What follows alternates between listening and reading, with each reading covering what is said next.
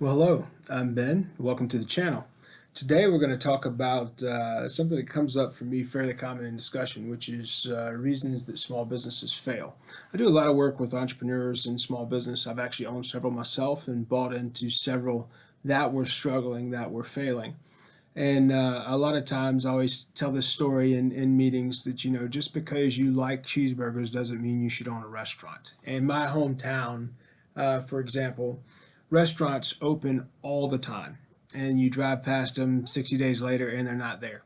And it's because those businesses, they either failed on one of these 12 different aspects, or they failed to do some of the things necessary before you open a business. So everybody, America does a lot. It's one of the best countries in the world to open a business. You have a lot of opportunity.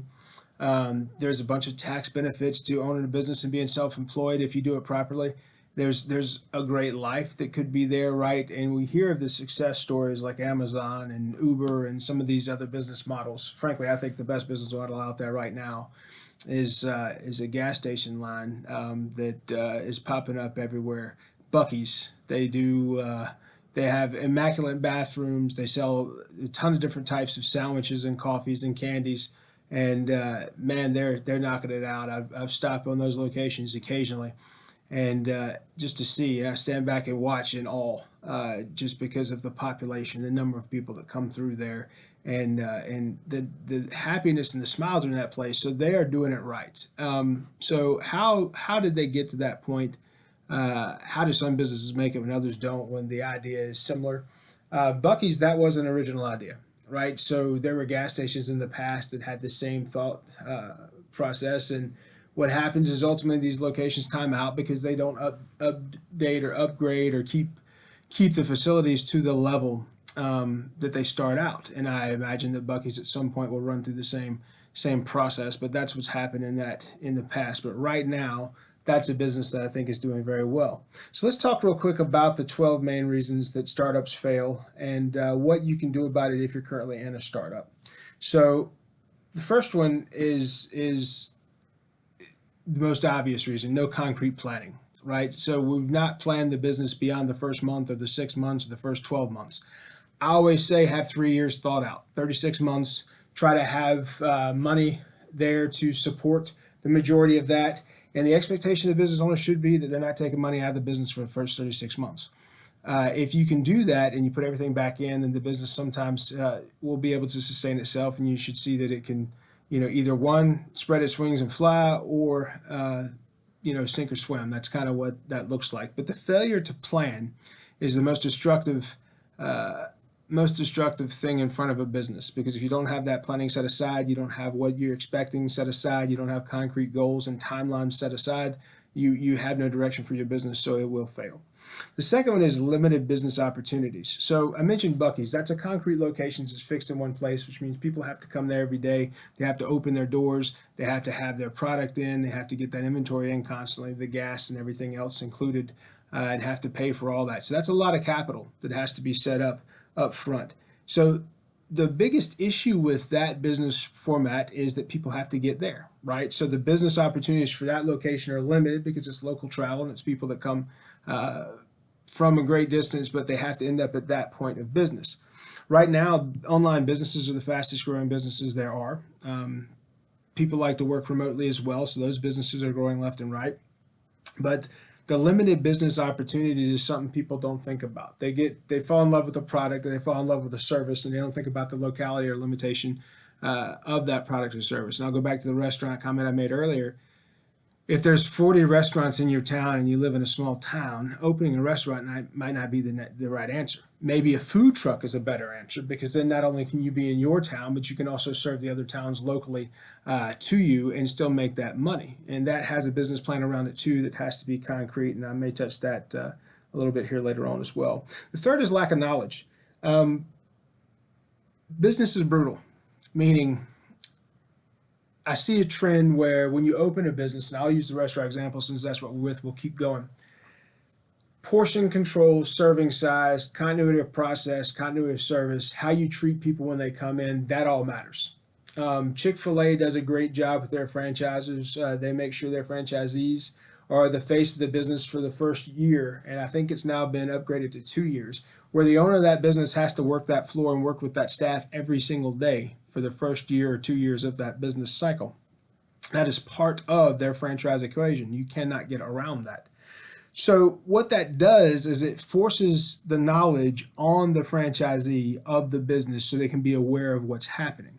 They have protocols and best practices in place and how you should act and treat people, and forcing that person to participate on a daily basis.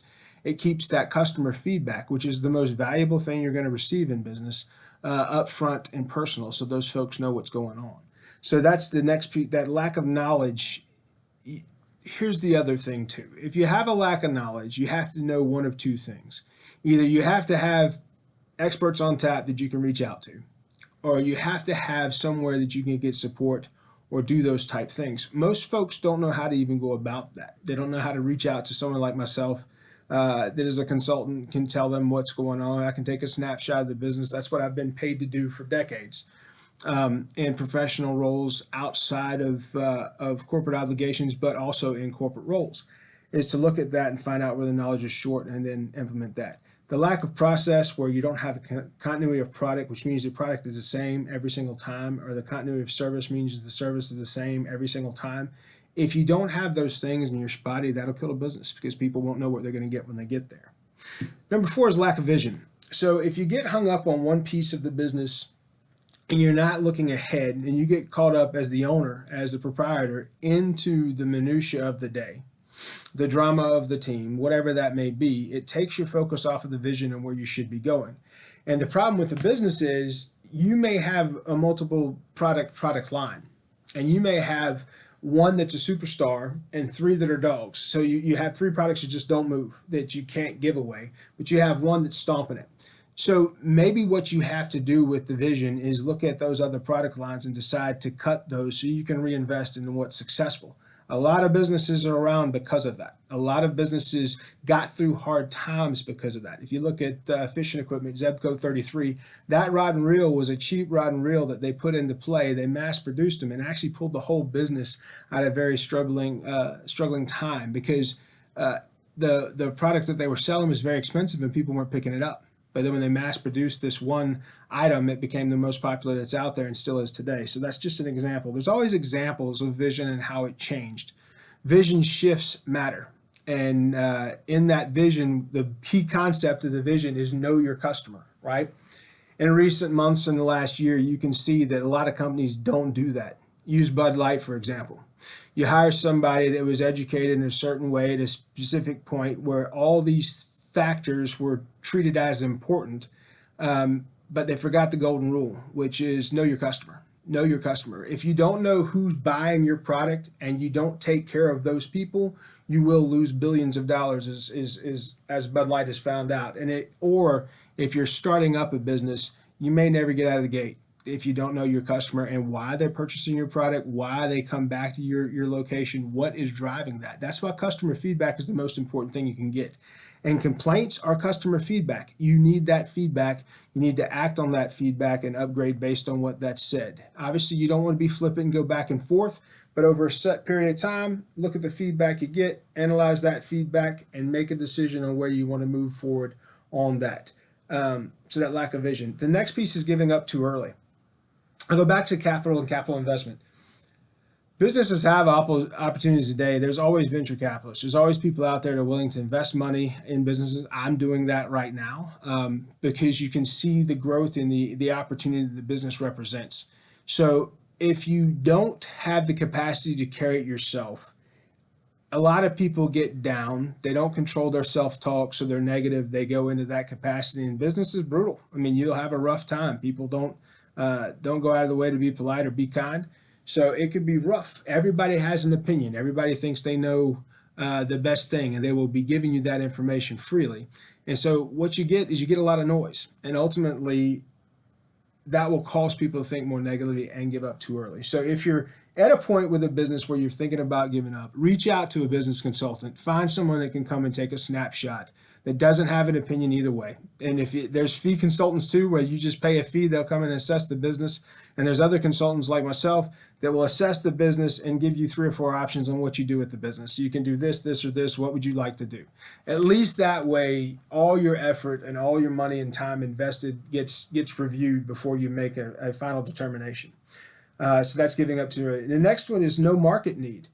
I go back to the restaurant piece. If the market is already flush with restaurants, if there's so many in town and people have favorites, a lot of folks go to a restaurant because it's been here for 30 years. They'll use that as an excuse.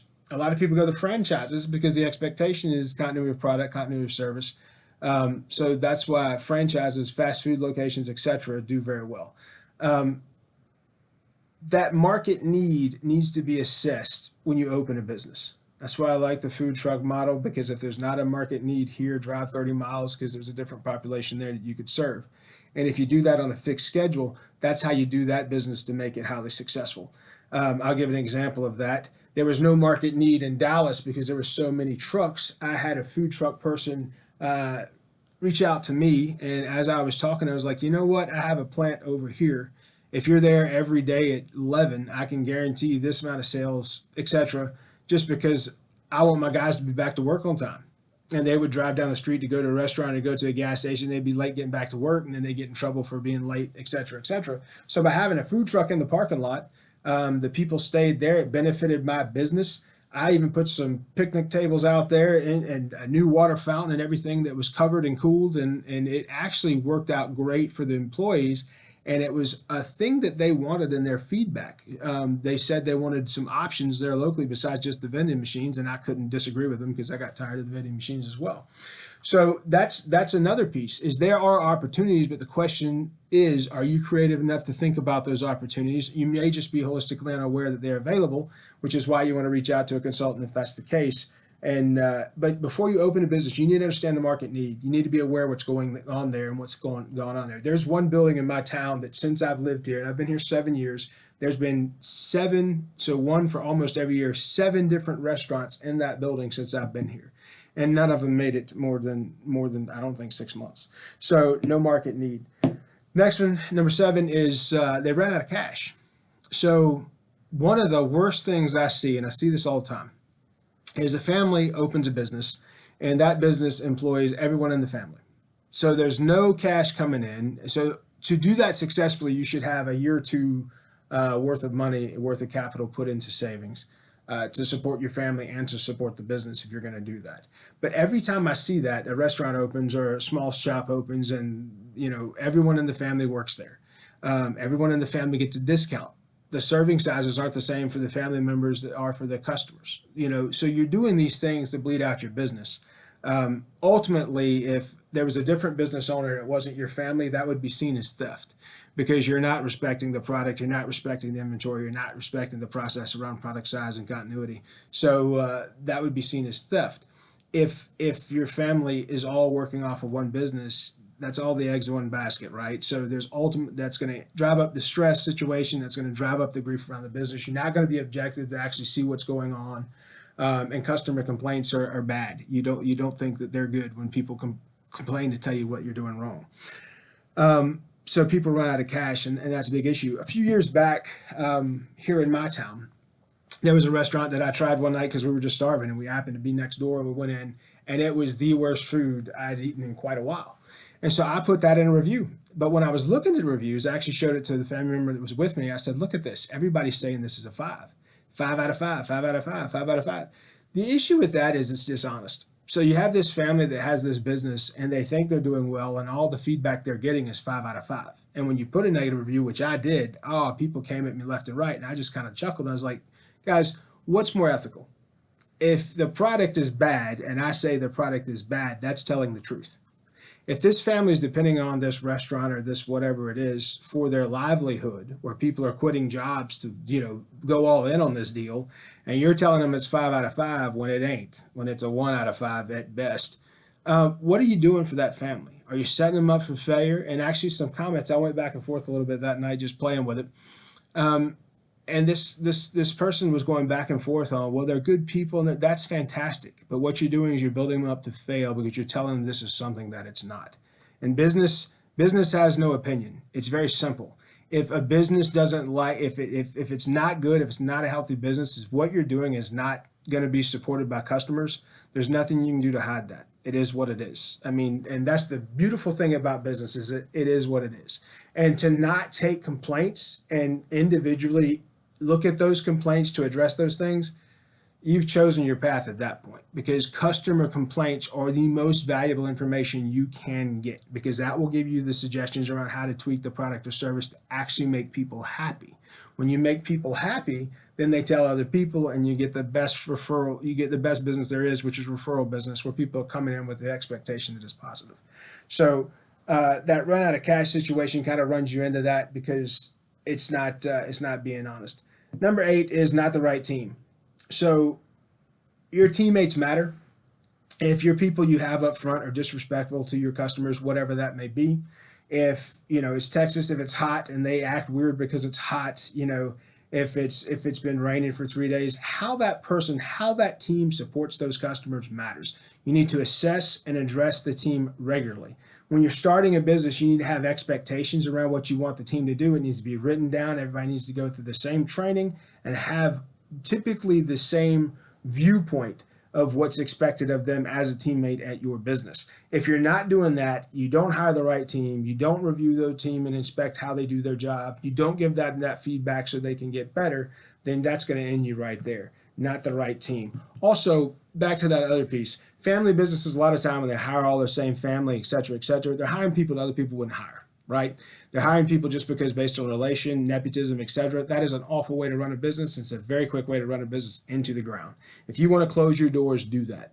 Your customers deserve the best team you can put in front of them. If you don't give them that, they will treat you accordingly. The next one, number 9, is getting out-competed. Location means a lot in business. It means a lot. What are you going to do to get someone to drive the extra mile to do what they should to get to you? If you don't pay attention to those things, you're going to be outcompeted. Watching cost, reducing waste. Anytime you have the opportunity to reduce waste, or muda as the Japanese call it, if you don't do that and you don't understand waste and how it works, then you don't know the compounding ripple effect it has on your business. So get with a business advisor, get with someone that can explain that to you, assess your business, and help you address those issues. If you don't address those issues and you're wasting what you have coming in, or you're doing too much rework, there's 7 or 8 different types of waste. And if you don't understand what those are, there's opportunities on the table where you're losing money that you shouldn't be. So that's how you get out competed. You don't manage your waste. You don't put your proper team in front. And that's how people beat you. Next one, pricing or cost issues. One of the reasons I want to step there for a second is I talk about serving size in restaurants.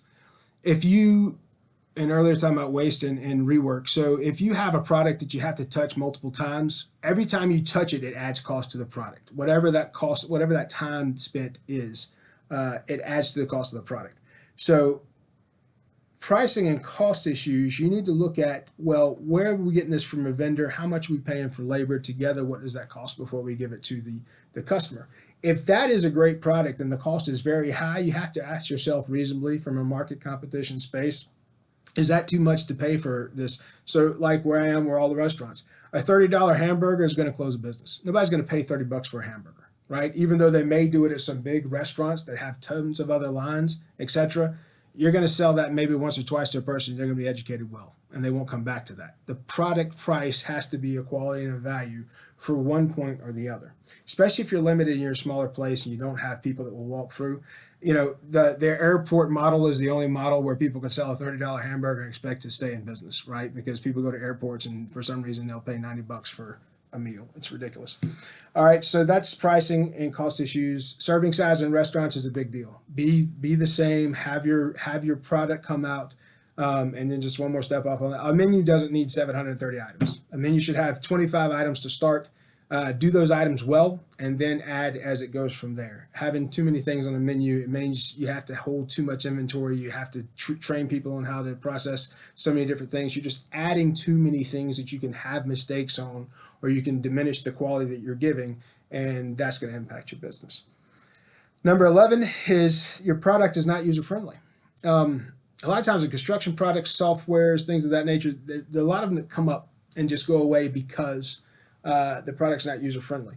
Software is a fine example for me. I'm brutal on computers. If the products are difficult to use, I don't have the patience for it. That's why I typically buy what I buy, because I've used it before and I'll continue to use it that way. That's why people stay with what they have. You can use Xbox, PlayStation, iPhone, Android. People kind of pick a line and follow it. Same thing with Ford and Chevrolet, or whatever that might be. So the more user friendly the product is, the easier it is to understand. And then through upgrades to different generations, if those things stay the same, that's how you build a customer for life, which is one of the things that Apple figured out. If you keep everything the same, where there's slight modifications, it's more user friendly for the customer, and that's what matters. And then the final reason that businesses fail, in my mind, is theft. So what people don't realize is everyone's trying to steal, right? That's awful to say it that way, but if you assume it that way, you stand a better chance of not running into those issues. So think about theft, think about how you secure things, and always check and recheck those items. I hope this is a benefit to you. If you are an entrepreneur, if you are a business owner, or if you are buying a business or thinking about doing so, consider these thought processes. Think about that concrete planning. Think about the team you're putting out front. Think about continuity of product and service. And if you're doing those things, protecting yourself from theft and those other items that can beleaguer and ultimately kill a business, then you should do well. Be good.